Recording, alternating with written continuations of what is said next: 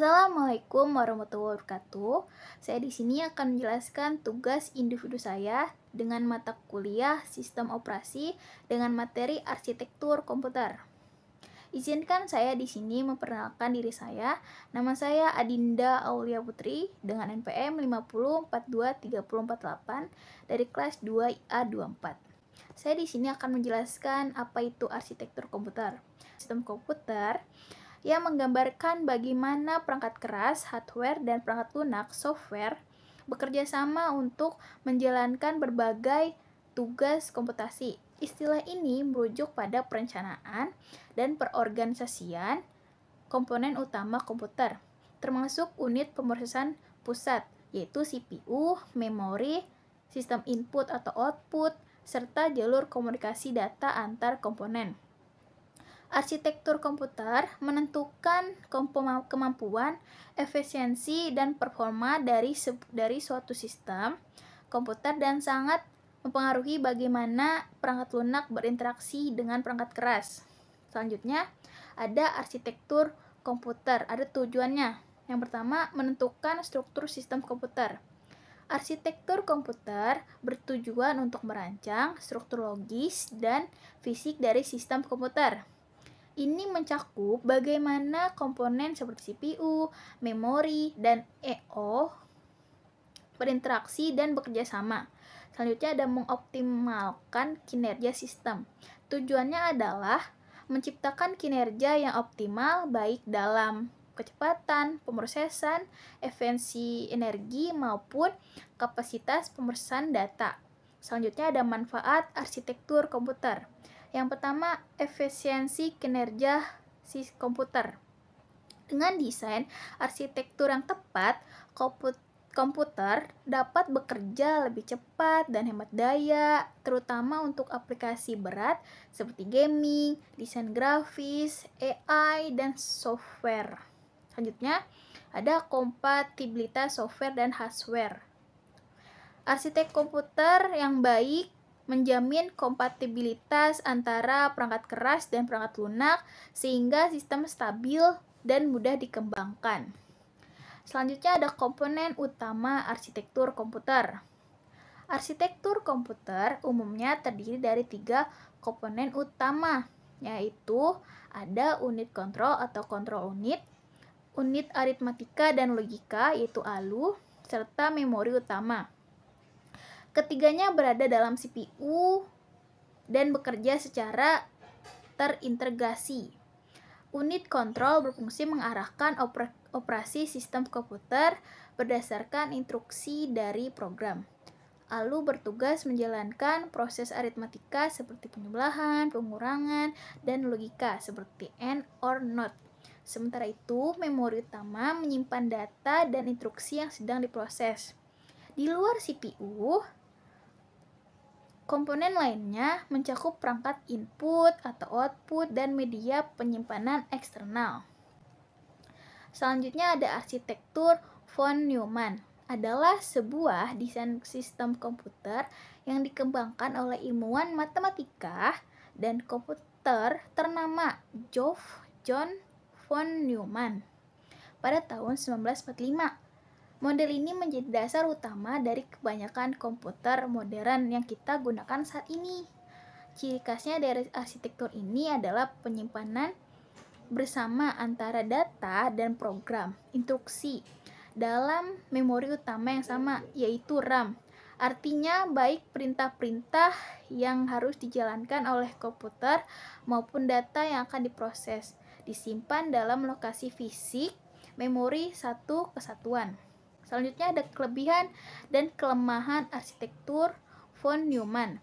Yang pertama itu kelebihannya desain sederhana dan ekonomis karena hanya menggunakan satu memori untuk instruksi dan data. Desain sistem lebih sederhana, hemat biaya, dan lebih mudah diimplementasikan. Yang kedua, fleksibel dan umum digunakan. Sistem ini mendukung berbagai jenis aplikasi hanya dengan mengganti program, sehingga cocok untuk komputer umum, general purpose komputer seperti PC dan laptop. Selanjutnya ada kelemahannya. Yang pertama itu von Neumann bottleneck CPU dan memori menggunakan jalur tunggal untuk mengambil data dan instruksi, sehingga menyebabkan hambatan yang dapat memperlambat kinerja sistem. Yang kedua, rentan terhadap kesalahan program. Karena instruksi dan data berada di dalam memori yang sama, program yang salah bisa secara tidak sengaja menimpa instruksi program itu sendiri. Selanjutnya ada arsitektur hardware. Berbeda dengan arsitektur von Neumann, arsitektur hardware memisahkan memori untuk instruksi dan data, sehingga CPU dapat mengakses keduanya secara bersamaan.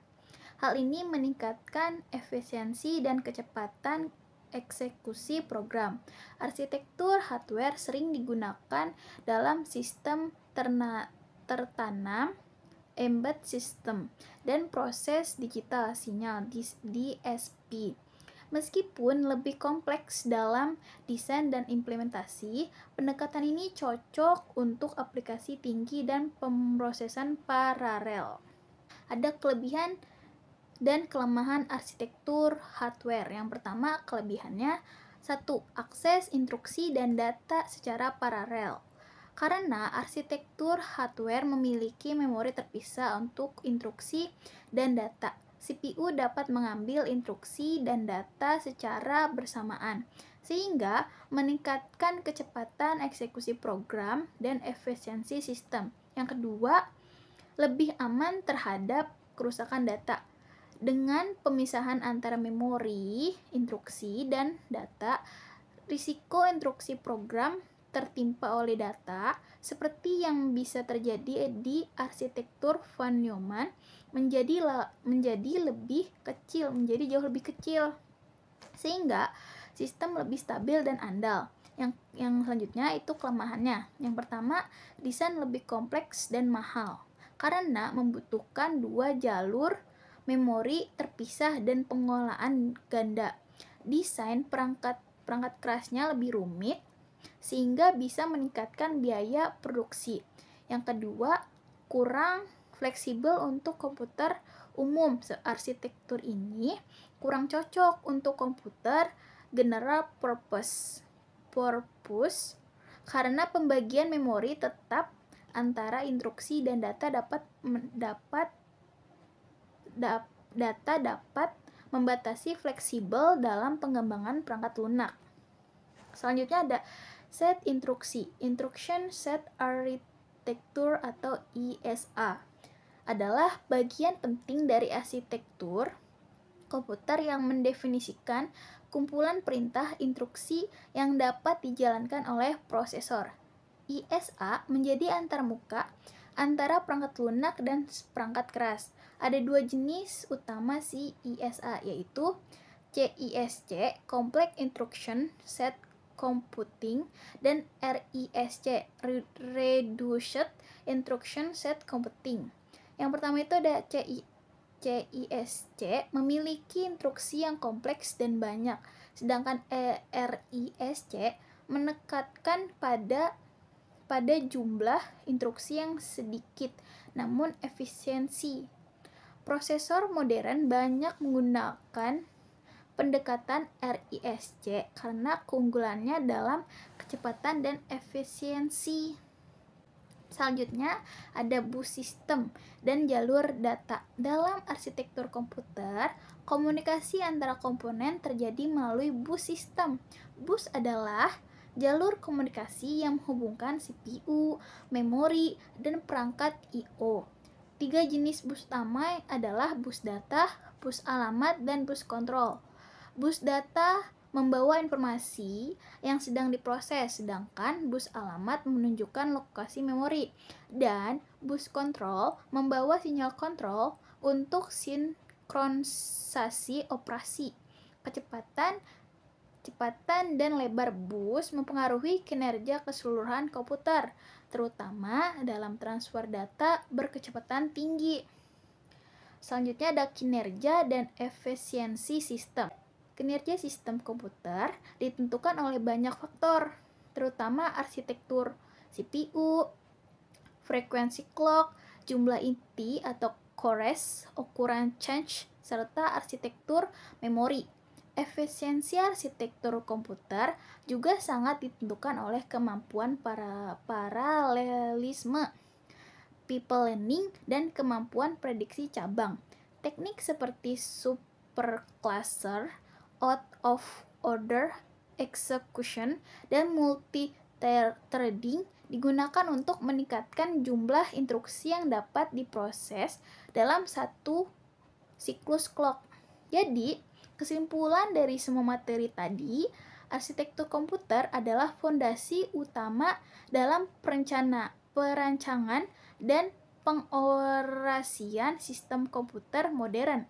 Ia menggambarkan bagaimana komponen-komponen penting dalam sistem operasi seperti CPU, memori, perangkat input atau output, dan sistem bus bekerja secara bersama untuk menjalankan instruksi dari perangkat lunak, yaitu software.